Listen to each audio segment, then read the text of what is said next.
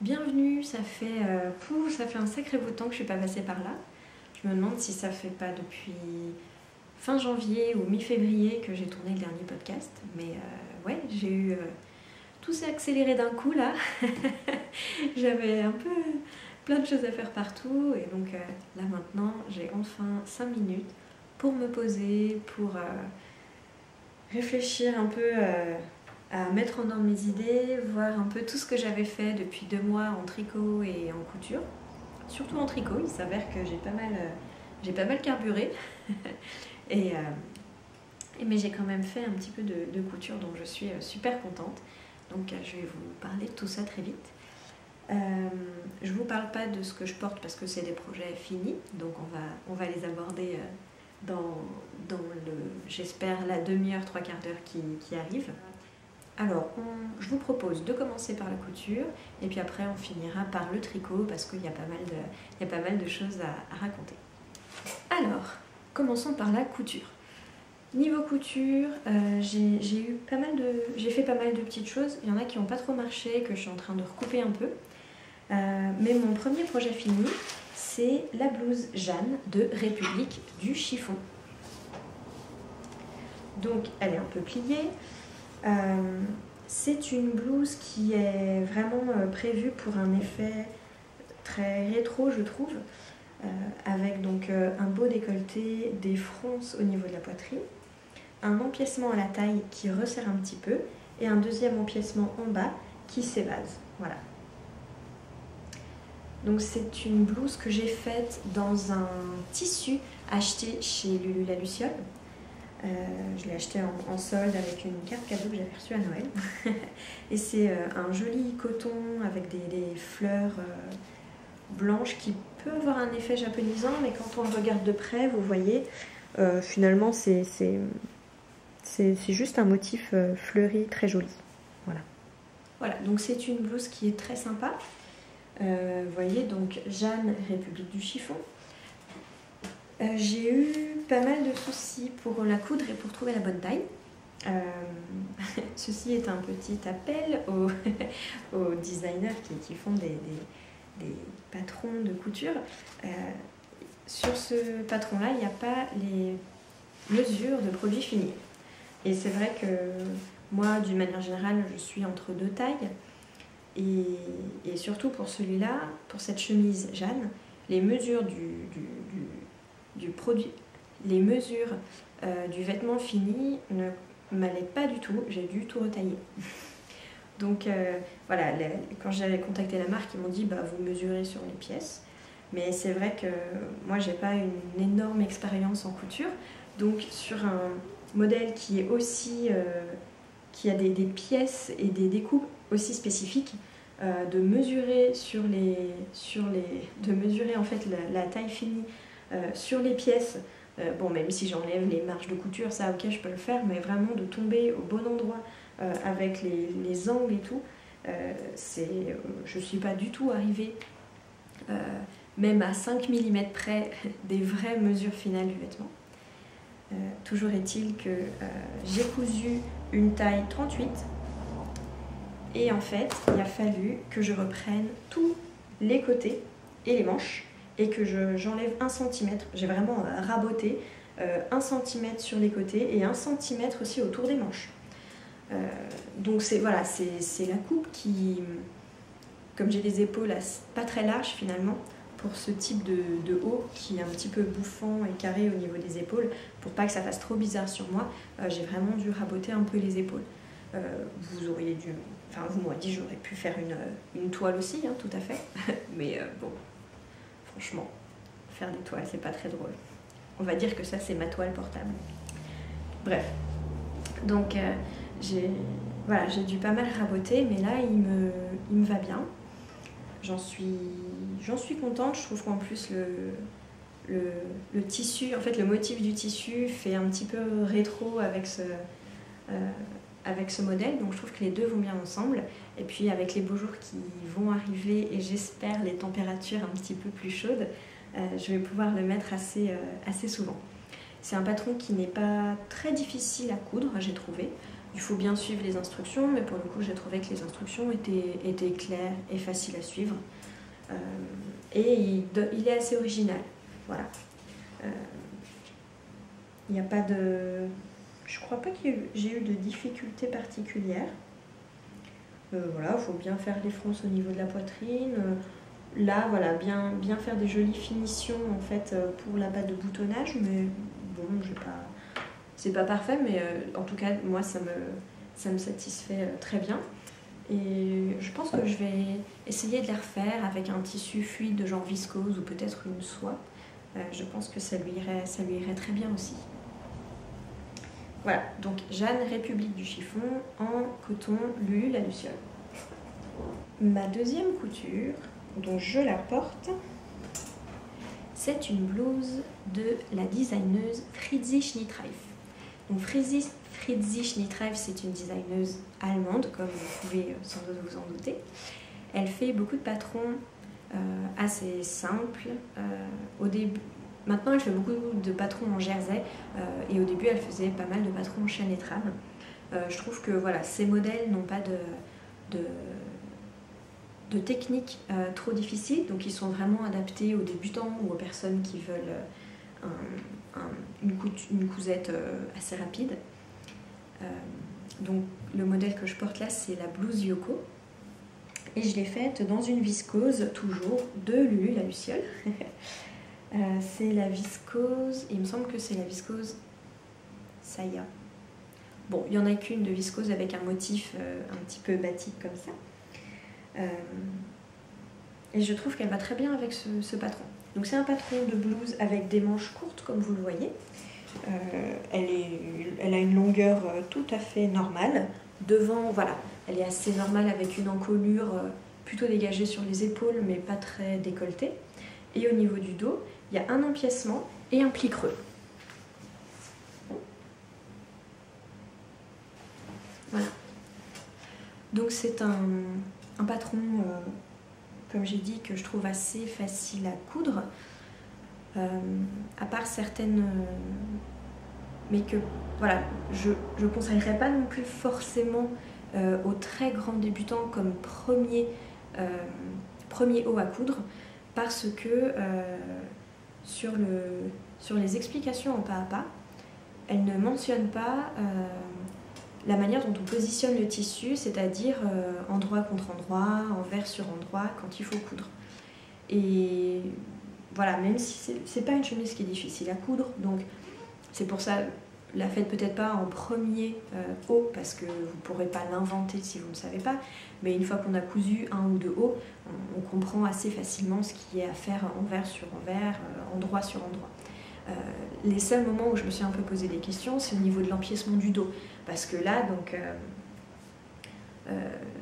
voilà, si on se trompe, envers sur envers ou endroit contre endroit, et quand on retourne, et ben on risque d'avoir par exemple l'envers qui est visible au niveau du dos au mauvais endroit. Donc c'est là où voilà, c'est pas très intuitif si on n'a pas de connaissances techniques dans la manière de monter en fait une blouse.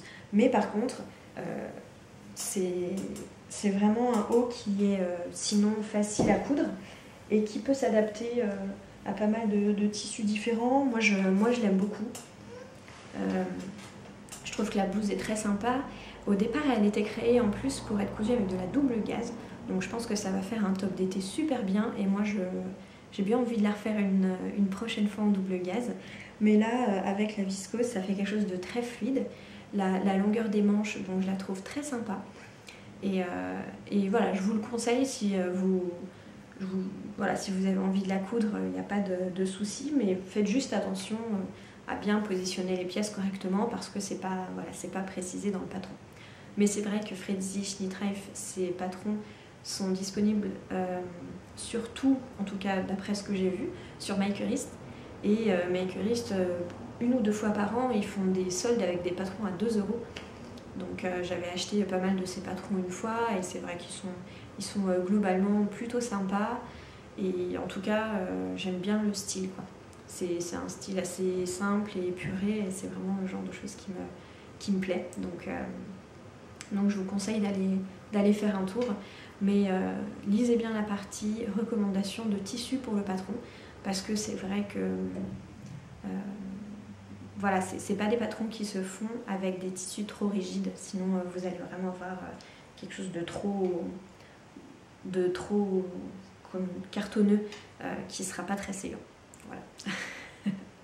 Mais voilà, une petite blouse très sympa. Et enfin, je suis trop contente de vous parler de celui-là parce que je l'aime vraiment très très fort et je suis super contente de du look qu'il a. Je vous avais parlé du patron que j'ai acheté donc, dans le dernier podcast. C'est le sac à dos Coaster Monger de Merchant & Mills.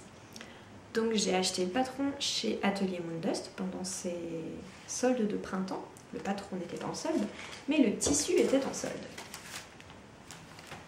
Et nous avons donc un sac à dos avec ce magnifique coton indien qui est peint à la main, qui est juste mais sublime. Donc là, c'est le devant du sac à dos. Et là, vous avez l'arrière du sac à dos. C'est pas facile de montrer un sac à dos. Voilà. Donc, vous avez les anses qui s'accrochent comme ceci sur le côté et qui viennent donc s'accrocher sur le devant. Et donc, on porte le sac à dos comme ça. Voilà.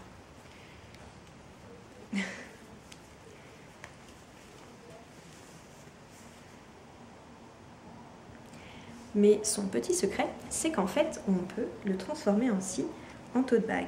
Et donc, il suffit de tirer les lanières, de les laisser redescendre, et vous avez un sac à dos que vous pouvez porter en tote bag.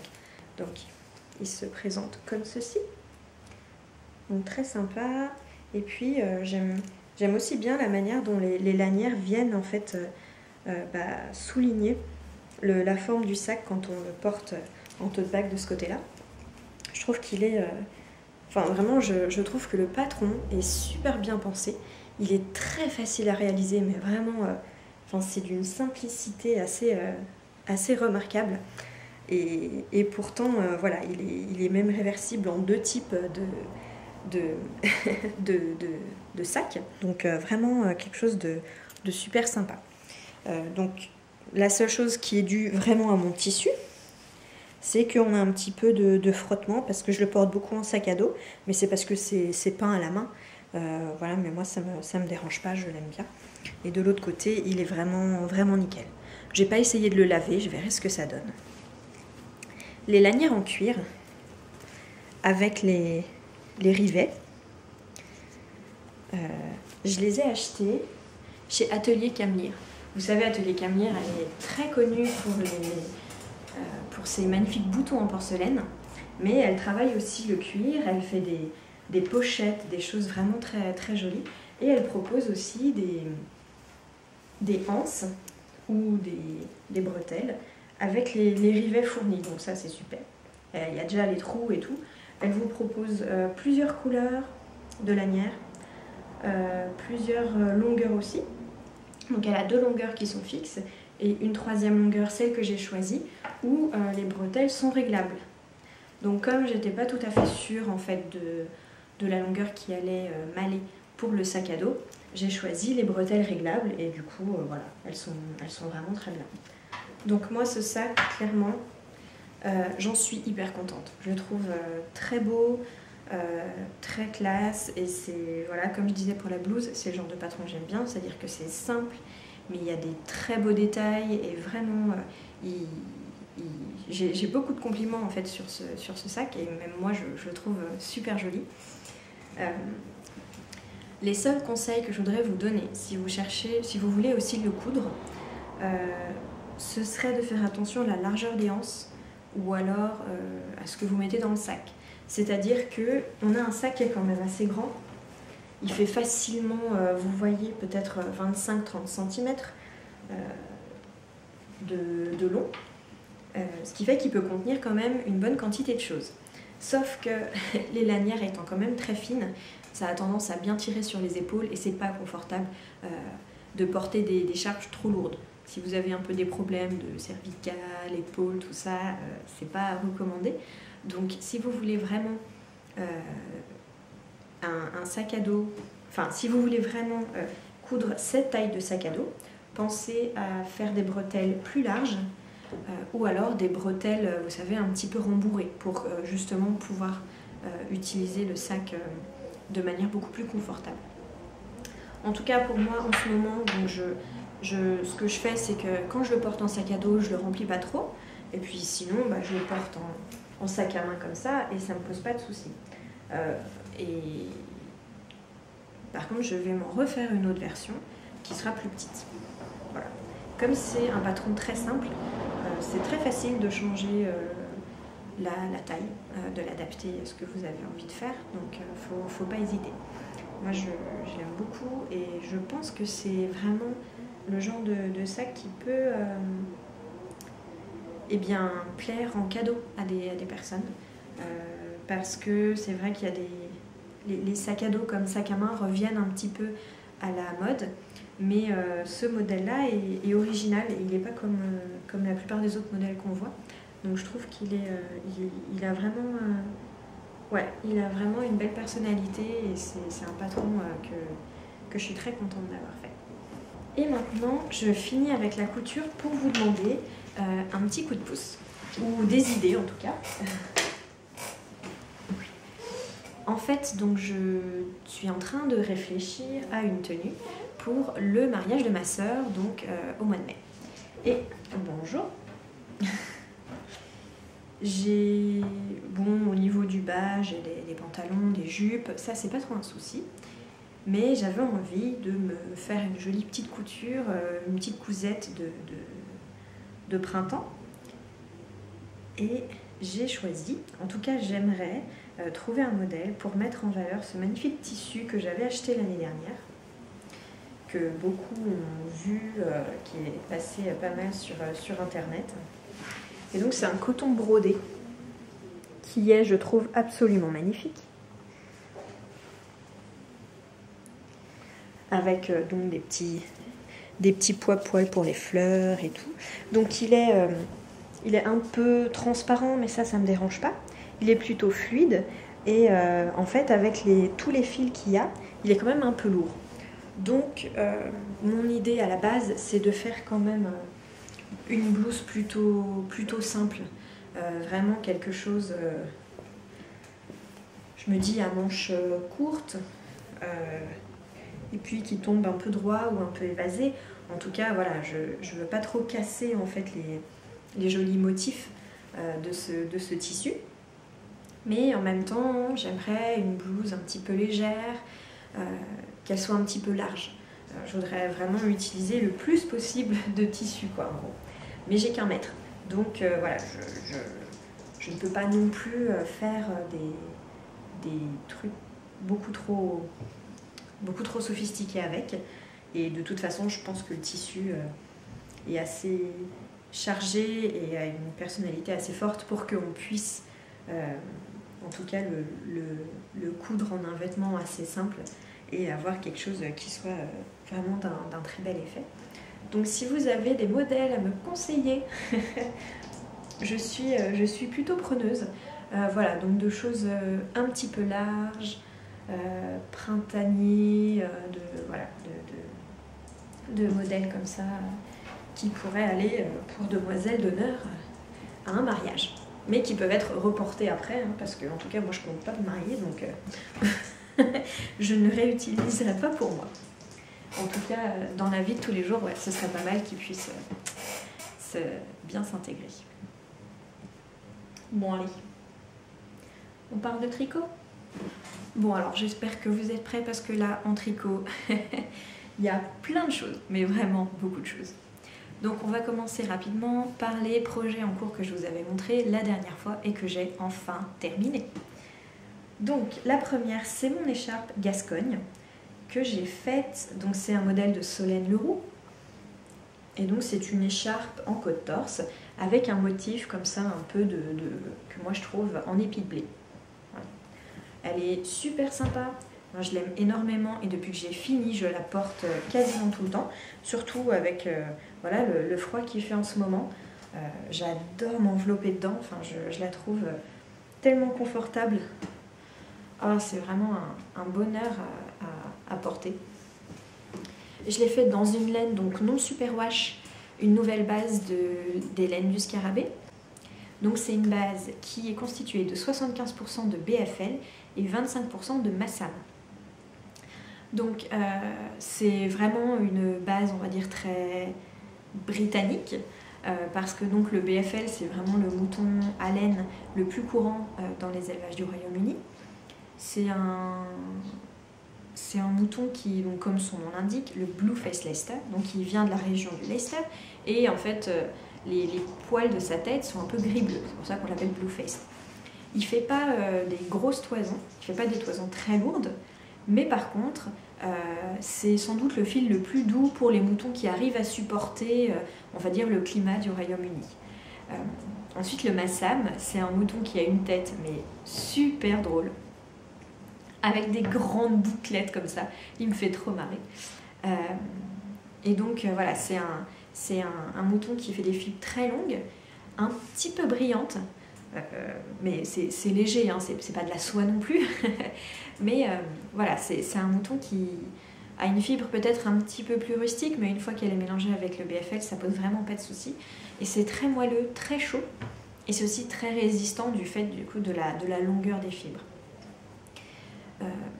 Et avec le BFL, on a vraiment ce côté bien rebondi, en fait, assez caractéristique du fil, ce qui fait que voilà, on a vraiment un fil parfait pour les accessoires d'hiver qui vont garder leur forme, vous voyez, avec les côtes torse, en fait, on a quelque chose qui est très épais.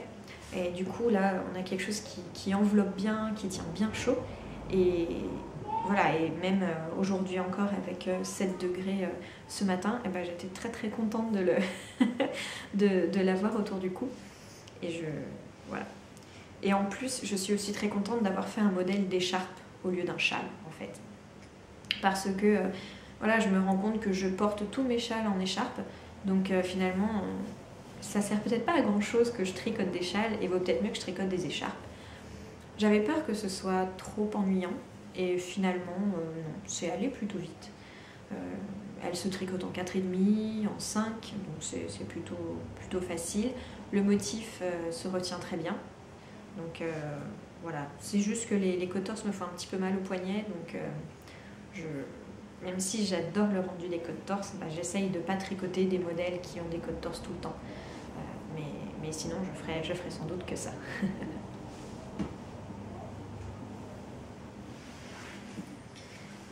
Et le coloris avec lequel je l'ai tricoté, c'est le coloris Cabosse. Donc c'est un joli marron chaud qui est vraiment très sympa. Et enfin, le dernier projet que j'avais commencé et que je n'avais pas pu finir, c'est mon gilet. Donc c'est le gilet Apple Picking. Donc Apple Picking, c'est un modèle de Silke Hofer qui est donc une designeuse allemande. C'est un modèle qui n'a pas de projet Ravelry, donc je ne sais pas trop comment je suis tombée dessus. Mais moi, il me plaît beaucoup. Donc je l'ai tricoté en laine du scarabée, et si vous vous rappelez, j'étais arrêtée, j'avais mis ce tricot en pause parce que donc il me restait, je manquais un petit peu de laine. Donc Barbara m'en a reteint une sur commande, sauf qu'en fait on s'est loupé toutes les deux, on n'a pas fait gaffe, ni elle ni moi, et c'était pas un coloris reproductible. Donc c'est pour ça que j'ai un petit bout d'épaule qui est plus clair que le reste, mais ça se voit beaucoup plus à la caméra qu'en vrai. Et personne m'a jamais fait la réflexion, donc je pense que personne m'a dit « mais c'est normal que tu as un bout d'épaule qui soit plus clair que le reste ». Bref. Donc voilà, en tout cas moi je le porte beaucoup, il est super, et ça me dérange pas. Donc il se tricote en morceaux et après il faut le coudre, mais je n'ai pas trouvé ça trop fastidieux, donc je pense que voilà, j'ai cousu les manches en rond quand même, mais sinon le reste, voilà, je trouvais ça assez rapide finalement à tricoter.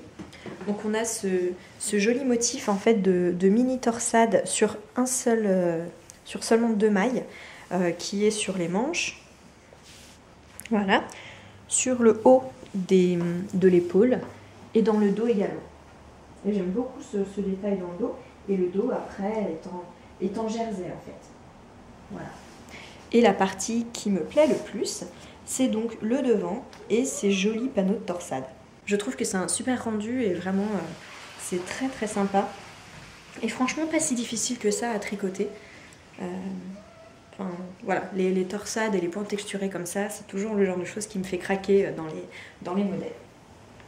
J'enlève parce que ça me donne un petit peu chaud. Donc ce modèle, cette fois-ci, c'est un pull. Donc c'est le modèle Spacious de Lone Kjeldsen. Lone Kjeldsen, c'est une designeuse danoise. J'aime beaucoup les patrons qu'elle fait parce que je trouve qu'elle a une esthétique qui ressemble en tout cas à ce que moi je m'imagine dans ma tête être typiquement danois. D'ailleurs, elle s'appelle... le nom de son entreprise, c'est Hygge Strikk. Hygge, vous savez, c'est ce qu'on appelle l'art de vivre à la danoise, à la scandinave, tout ça. Et en fait, elle fait des patrons très simples, mais texturés, un petit peu larges, avec cette encolure un peu montante, mais pas ras le cou.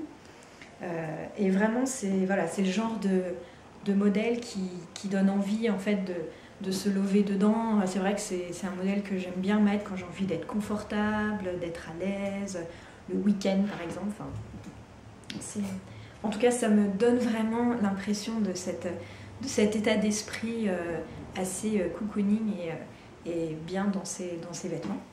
Donc c'est juste un modèle en fait de côte brisée qu'on fait jusqu'à à peu près en dessous de la poitrine et puis ensuite on continue en jersey et les manches sont aussi en côte brisée. Voilà, c'est un pull qui est large, les emmanchures sont larges, mais en fait il est quand même un peu grand pour moi parce que je l'ai tricoté en alpaga. Et l'alpaga c'est juste rallongé comme pas possible au moment du blocage. En fait, c'était vraiment la première fois que je tricotais un pull entier en alpaga. Et là, j'ai pris celui de Plassard. C'est le 100% alpaga, il me semble. Il est vraiment doux, il est très agréable à porter. À tricoter, j'aime un peu moins parce que... Je sais pas, c'est...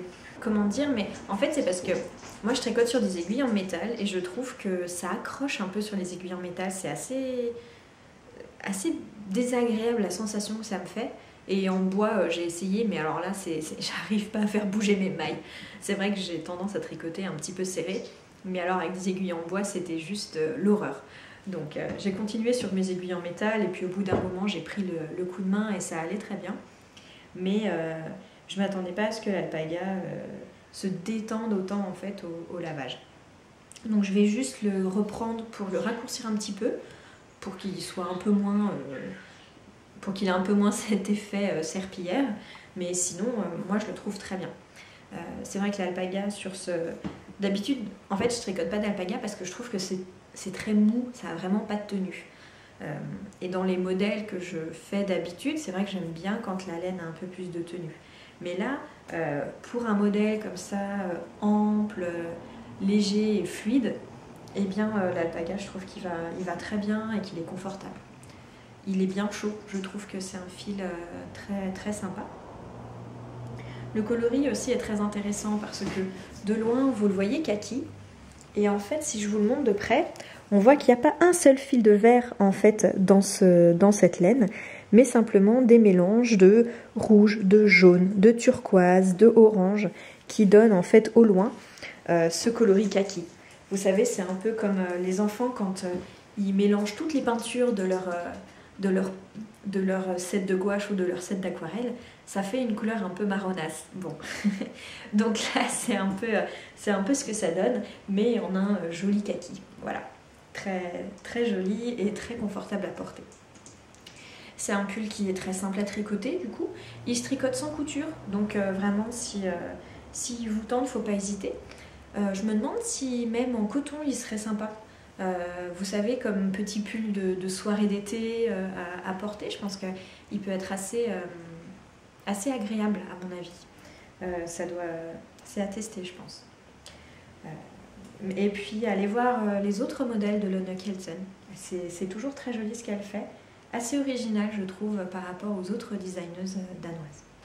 Allez, on continue, on y est presque. L'avant-dernier modèle que j'ai tricoté, je l'ai fini pour le knit It. Ou la knit It, bref, je ne sais pas trop comment on dit. c'est un modèle de gilet que j'ai tricoté dans ma laine préférée. C'est le gilet Carbeth de Kate Davis. Donc c'est ce modèle qu'on voit mieux de dos, où en fait on tricote le corps en bas, on tricote les manches, après on vient tout rassembler et on fait, vous voyez, hop, on fait des diminutions en fait qui vont, on diminue le corps mais pas les manches, et donc la largeur des manches va faire les épaules mais aussi l'encolure et se rejoindre en un joli triangle derrière, mais également un joli triangle devant aussi. Voilà. C'est un gilet qui est prévu pour être large. Moi je l'ai un tout petit peu, je crois que je l'ai rallongé mais vraiment de 2 ou 3 cm parce qu'il est aussi censé être court, mais je voulais quand même qu'il tienne chaud quoi. Et surtout j'ai raccourci le col. Le col devait être beaucoup plus haut, mais bon, ça ne me plaisait pas énormément, donc je l'ai fait un petit peu plus court. Je vous le passe. Moi j'aime bien la mettre en veste de mi-saison, en veste d'extérieur, comme ça les jours où il fait un peu beau, un peu soleil, j'aime bien le porter. Voilà. Donc vous voyez, ça fait effet un peu gilet, presque gilet en cuir si vous voulez. Et il est court, mais je trouve que c'est plutôt sympa l'effet que ça rend. Et j'ai des petits boutons trouvés en mercerie que je trouve assez rigolo pour aller avec. Ils ont l'air un peu bruts aussi comme la laine. Donc la laine que j'ai utilisée, je vous disais que c'était ma laine préférée. En fait, c'est une laine de solognotte, complètement non superwash, pas traitée. Je l'achète à la ferme d'Émilie, donc c'est une éleveuse de brebis sur l'île Dieu. Voilà, donc il y a il y a des personnes qui sont très très malheureuses dans la vie. Hein. Elle élève pas que des brebis solognottes, hein, elle élève aussi d'autres races. Mais vraiment la laine de solognotte, je l'aime beaucoup parce qu'elle a donc cette couleur naturelle qui est un peu, je sais pas, marron. C'est difficile de la décrire parce que c'est pas tout à fait crème, c'est un peu plus foncé que crème, mais c'est un peu plus clair que marron glacé, voilà. C'est une couleur que je trouve vraiment très jolie et qui est très, très chaude et que j'ai jamais retrouvée en couleur naturelle dans d'autres races en fait, de moutons. On a beaucoup d'écrus, mais ce marron-là, je le trouve vraiment, vraiment très sympa. Et en plus, j'essaye de vous le montrer, vous avez ces gros fils marron foncé en fait, qui font partie de la toison des solognottes et qui, quand on regarde de près, en fait, donnent une toute autre dimension au tricot et au fil. Je trouve ça vraiment, vraiment très joli. Et ces fils marron foncé, en fait, ils viennent un peu du gros surpoil de la solognotte. Et ça se voit bien sur les photos, en fait. Elle a donc les extrémités dans un beau marron roux qui est vraiment, vraiment très très joli. Ce patron, il est très rapide à tricoter, il est très simple. Il n'y a vraiment pas de difficulté. Les boutonnières sont faites en I-cord, donc on fait en fait des côtes et après on laisse les côtes, on laisse les mailles sur l'aiguille et on fait un I-cord. Voilà. Donc rien de très difficile. Le col est retourné. Voilà. Puis après c'est juste, vous voyez, un corps qu'on tricote droit et des diminutions. Donc franchement rien, au niveau technique en tout cas, rien de compliqué. Et si c'est la première fois que vous faites un I-cord, vu que c'est une grosse laine, vous pouvez tout à fait essayer de faire un I-cord pour la première fois avec cette grosse laine, parce que comme ça on voit un peu mieux ce qu'on fait. Et du coup c'est toujours plus simple quand c'est la première fois. Et pour finir, enfin, je vous parle d'un bonnet que j'ai testé pour Marie, la designeuse du Nid de la Linotte. Elle nous a fait donc un nouveau patron, toujours avec les profils pour les jours solidaires.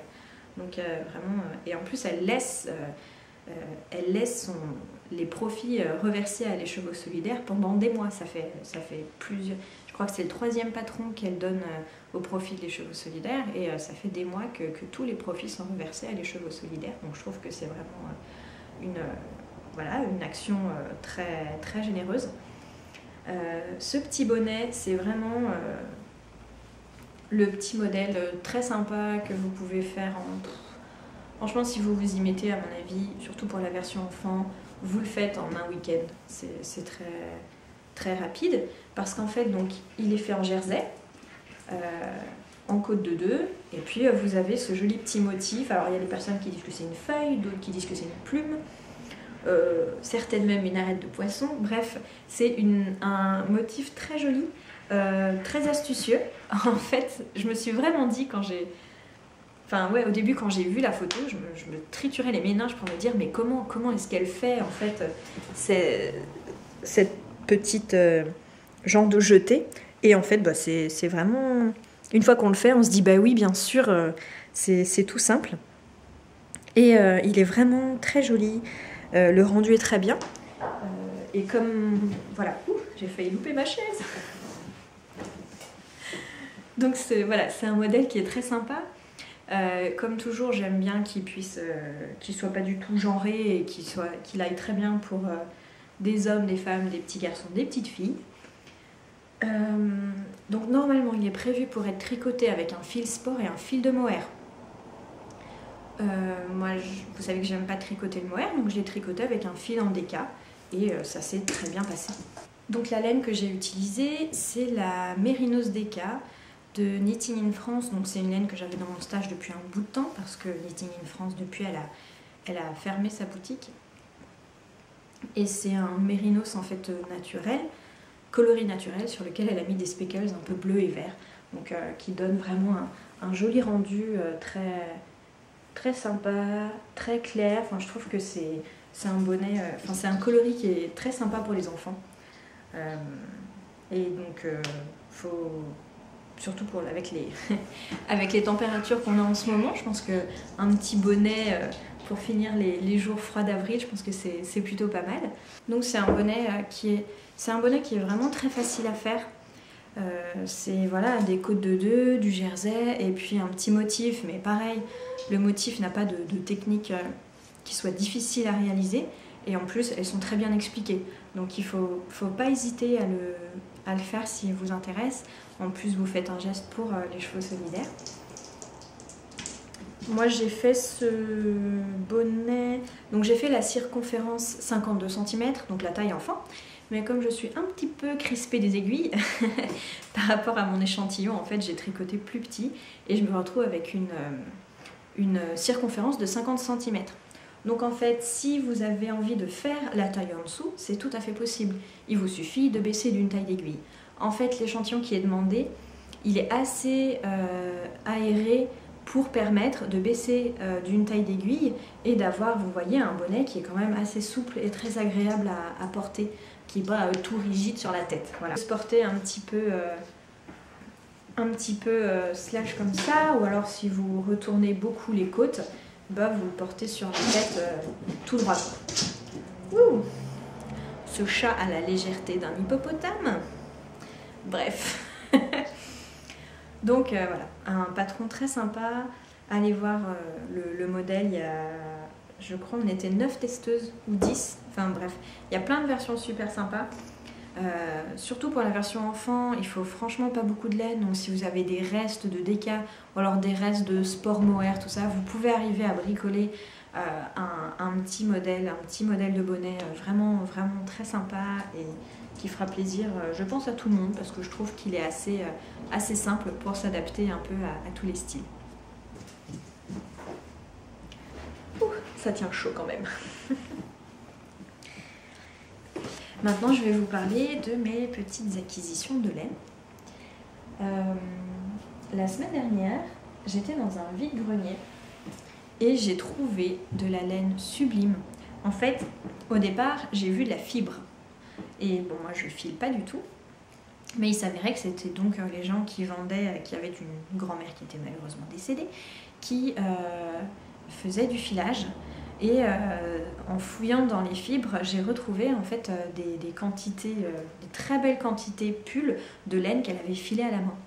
Et en plus, c'est des fibres naturelles, enfin vraiment très très jolies.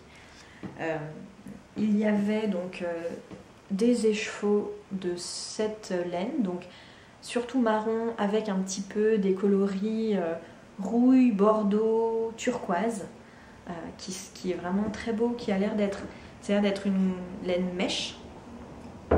Et ensuite, j'ai trouvé ceci et j'en suis complètement amoureuse. Donc c'est une laine pareille qu'elle a filée à la main, mais là c'est retordu et vous voyez c'est des fils, c'est du gris, du crème, un petit peu marron, enfin c'est vraiment mais sublime. Et en plus le filage et je sais plus comment ça s'appelle, c'est quand on fait le fil, la torsion, enfin bref, je connais pas du tout les termes, donc les personnes qui font du filage, vous pourrez me corriger. Mais quand donc vous faites le fil, ça donne vraiment quelque chose d'hyper régulier. Et ça, c'est assez bluffant en fait qu'elle soit arrivée à devenir aussi régulière dans son filage. C'est vraiment magnifique et j'ai hâte de faire honneur à ces très belles fibres et de les tricoter parce que j'en ai un peu plus que ça, donc j'ai envie de me faire quelque chose de beau, de bien chaud, et en plus voilà, ça pique pas, c'est doux et en même temps sec, enfin c'est magnifique, vraiment ces couleurs sont sublimes et j'ai vraiment hâte. Je pense que je vais quand même les garder pour cet hiver, mais j'ai hâte de pouvoir les tricoter et d'en faire quelque chose. Bon, on passe à mon bulletin de la Knit-It, ou du Knit-It. Je suis allée au festival Knit-It à Lyon. J'étais contente parce que du coup, moi je peux jamais aller au festival à Paris parce que j'habite super loin de Paris. Donc c'était un petit peu... voilà, j'ai jamais pu aller au festival. Et là, enfin, j'ai eu l'occasion d'avoir un festival près de chez moi à Lyon. Ça tombe bien parce que vu que je déménage bientôt bien loin, j'ai pu profiter de ce festival qui était vraiment super. J'ai beaucoup aimé les différents exposants. J'ai trouvé que c'était plutôt varié et ça représentait bien, voilà, il y avait de la teinture naturelle, pas naturelle, des fibres, on va dire, très peu traitées, des fibres superwash et même on voit pas mal de vendeurs qui se mettent de plus en plus à faire, qui étaient au départ sur du Mérinos superwash, on va dire c'est des magnifiques fibres, j'ai envie de dire basiques, mais c'est pas le bon mot parce que c'est des laines sublimes. Mais voilà, on avait beaucoup de personnes sur du Mérinos superwash. Et on voit de plus en plus des exposants qui font des superbes bases de fils français, de fils issus de toisons d'une race de moutons en particulier, et qui donnent vraiment de la variété au tricot et de la diversité en tout cas de fils qui est, je trouve, super intéressante, et j'en suis très contente. Au départ, je devais y aller le samedi matin à l'ouverture. J'ai pas pu parce que j'ai eu un contretemps, et je pense que j'ai bien fait parce que quand je suis arrivée l'après-midi vers 15h,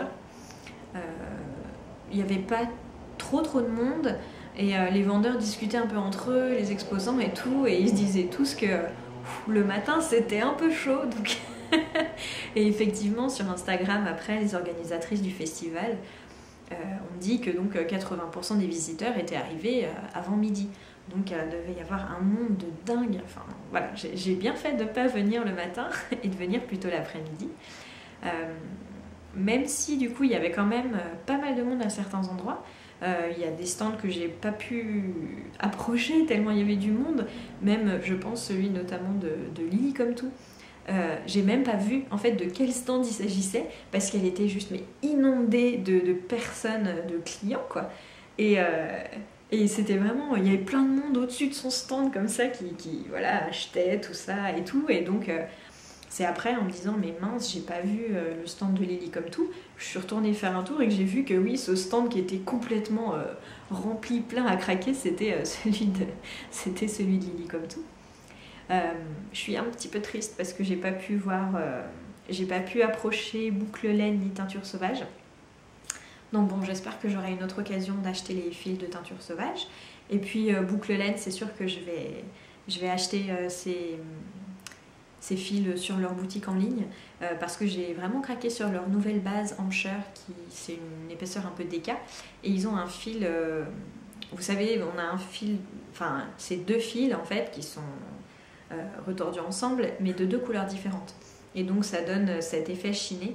Et ils ont un coloris qui s'appelle Mirage, qui est sublime, où du coup on a un vert foncé, un peu turquoise, avec un bleu-gris foncé aussi, qui est mais vraiment magnifique. Enfin, je veux me faire un pull dans cette qualité Amsher et dans cette couleur, parce que j'ai vraiment trouvé sublime.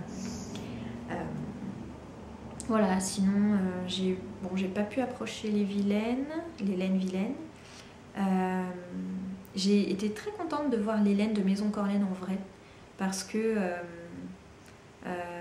ouais, sur internet j'avais un peu plus de mal à me rendre compte des couleurs et surtout qu'ils ont des coloris qui se rapprochent, hein, qui sont assez proches les uns des autres et donc en photo j'avais du mal à les mémoriser, à me dire ah oui, à voir un petit peu les différences entre chaque coloris et de les voir en vrai, on voit vraiment la beauté et la richesse des couleurs qu'ils proposent. C'était vraiment très intéressant. En plus pareil, ils ont sorti des bases non super wash, donc je trouve ça super intéressant et j'ai bien envie d'aller faire un tour sur leur boutique. Et la boutique que j'ai beaucoup aimée aussi, c'était celle de Maison Septembre. C'est vrai qu'ils ont des très jolies couleurs, mais surtout ils ont des bases non teintes. Ils ont notamment une base en solognote, en laine de solognote, donc celle-là aussi je suis quasiment sûre que je vais l'essayer. Je ne l'ai pas acheté cette fois-ci parce que voilà, il y avait plein de monde et puis j'essayerai de m'en procurer d'une autre manière, mais j'ai trouvé leur base et leur démarche vraiment très très intéressante. J'ai quand même fait des petits achats. J'ai déjà acheté le sac du festival, j'aime bien cette couleur, je la trouve super sympa.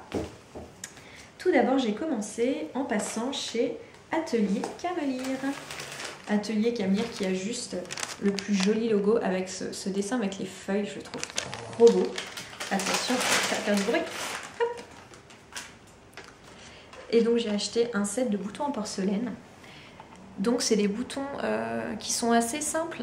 Et en fait ils sont blancs avec des touches de couleurs comme si c'était fait en aquarelle, très pâle. Verte et jaune. Donc ils me plaisent beaucoup. Je sais pas encore si je vais les mettre sur un gilet ou alors je me dis peut-être sur un top d'été. J'en ai vu plusieurs qui m'intéressent, qui ont des fausses pattes de boutonnage enfin c'est des hauts, donc pas des gilets, des t-shirts ou des tops à manches courtes. Mais par contre il y a donc une fausse patte de boutonnage et des boutons qui sont mis dessus en décoration. Et je pense que ceux-là pourraient être assez sympas. Même s'ils sont un peu lourds, donc je vais peut-être pas les mettre les 6, mais en mettre 3 sur un projet et 3 sur un autre projet. Je trouve qu'ils ont vraiment un joli coloris assez estival qui serait très, très sympa. Et juste à côté de Camelire, il y avait donc, comme toujours, parce qu'elles sont souvent ensemble, Anna de Lana et Tricot, donc sa petite boutique, enfin petite, c'est pas du tout une petite boutique. Au départ j'y allais pour donc une quantité pull de la base Mungo de Retrosaria Pomar, mais bon il n'y avait pas assez de pelotes dans le coloris que je voulais, donc je vais les commander sur ma boutique en ligne. Et je me suis dit du coup, comme le budget dédié pour ce pull est libre, je vais me faire un petit plaisir. Et j'ai acheté donc la Soft Silk de BC Garn. Et c'est de la bourrette de soie. C'est la première fois que j'en achète, j'en ai jamais tricoté. Mais ce que j'aime bien, c'est cet aspect un petit peu moins lisse et brillant que les fils 100% soie. Voilà, je crains un peu quand c'est trop brillant. Et là, donc la bourrette de soie, je trouve que c'est sympa parce que du coup, ça a ce côté un petit peu irrégulier, mais c'est quand même très doux. Et en plus, ça n'a pas non plus un drapé aussi fluide que la soie, donc ça me plaît plus. C'est un joli coloris orange presque vert, orange, n'importe quoi, un joli coloris jaune presque vert que j'ai pris, qui a quand même un petit poil de brillance, parce que ça reste quand même de la soie.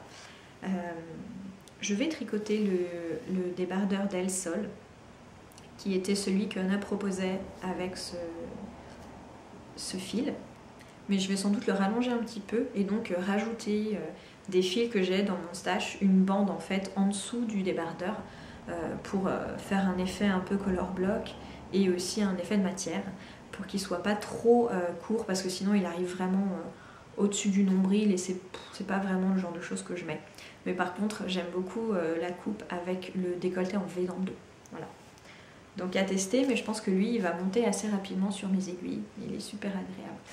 Et donc mes petits chouchous que j'ai gardés pour la fin, j'ai réussi à avoir une quantité pull de la nouvelle base d'Imogen Big Bad Yarn, c'est-à-dire sa base Gondry Fingering. Ils sont tellement beaux.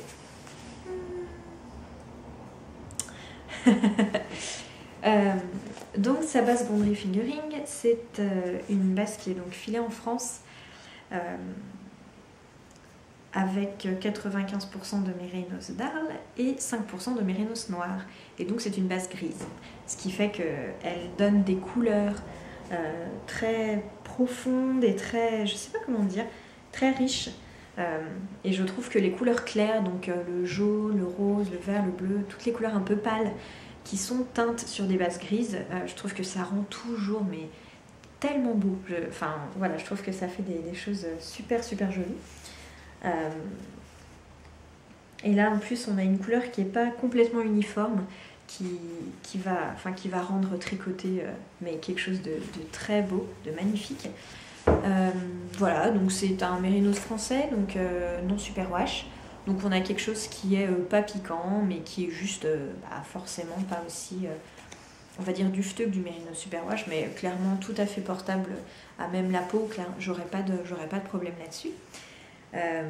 Donc c'est vraiment une base que Imogen a montée. Si j'ai bien tout compris, elle est allée vraiment choisir, voire sélectionner un peu les élevages avec lesquels elle voulait travailler pour faire ce fil. Et donc il a été filé à la filature de Rugna.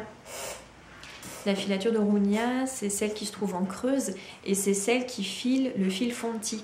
En fait, assez communément, les gens font un peu l'amalgame et l'appellent la filature Fonti, mais c'est deux entreprises séparées, hein, c'est pas la même chose. Et du coup, la filature Rugna, donc elle file le fil pour Fonti, mais elle file aussi en fait plein d'autres fils. Notamment, il me semble qu'elle file la base fine d'Atelier Pure Laine, qui élève des brebis en chair. Et donc elle a filé cette base. Donc c'est une figurine un petit peu ce que j'appelle rondouillette. Elle fait 375 mètres pour 100 grammes. C'est un fil qui est plutôt... il est quand même un petit peu élastique. Enfin, il est rebondi. J'ai tellement hâte de le tricoter. J'ai hâte de... Ouais, je fais un peu durer le plaisir parce que bon, il faut que je finisse un projet que j'ai en cours, mais j'ai vraiment hâte de monter un projet avec. C'est Margeva qui m'a vendu la laine et elle m'a demandé ce que je voulais faire, mais vraiment je savais pas. Enfin, quand je l'ai acheté à la Knit, quand j'ai vu en fait cette base, je me suis dit mais c'est absolument... c'est vraiment ce qu'il me faut et tout. Enfin, vous voyez, c'est une base qui est filée en France, c'est des moutons élevés en France, c'est teint en France par une teinturière qui fait des choses magnifiques. Donc c'est un fil, mais c'est un fil de luxe. et donc je savais que je voulais me faire un pull dans cette laine, mais je savais pas encore quoi, donc j'ai bêtement répondu un pull. Mais en fait j'ai choisi le pull que je vais faire avec. Je vais faire le nouveau modèle de Suzanne Sommer qui s'appelle Rusty Rusty Tuku. En fait, c'est un pull qu'elle a fait avec la Tuku Wool, qui est aussi une laine non superwash. Et donc c'est un pull qui est un peu boxy, pas énormément, mais qui a peut-être au moins une quinzaine de centimètres, voire une vingtaine de centimètres d'aisance positive, et qui a surtout en fait un jeu de rayures, donc il faut une couleur contrastante, mais pas beaucoup. Sur les épaules, en fait, ça fait des pointes sur les épaules, et on a des rayures comme ça, juste au niveau du décolleté, mais il n'y a pas vraiment de décolleté, le col est assez ras le cou, et il y en a derrière aussi. Et vraiment, je trouve que ce pull est très joli. Et en plus, là, comme j'ai pris du jaune, j'ai pas mal de restes de laine non superwash française aussi, notamment celle de laine paysanne, qui est grise. Donc je pense que ça ira voilà, très bien avec. Et j'ai vraiment hâte de commencer à le tricoter. Donc je sais pas si je finis le projet que j'ai en cours et que je monte ce projet-là, en sachant que c'est quand même un pull qui va tenir chaud, donc je vais sans doute pas le mettre cet été, en tout cas dans les mois qui viennent, ou si c'est, on va dire, mon premier projet d'automne. J'hésite encore. Je sais pas quoi faire.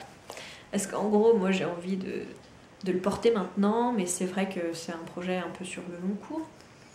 Et là, comme je suis en train de préparer un déménagement, tout ça, il faut peut-être mieux que j'ai peut-être un petit débardeur avec la baissée garn qui soit un peu plus simple et pas trop prise de tête à tricoter. Et surtout que je ne risque pas de perdre ces écheveaux si précieux pendant le déménagement, quoi.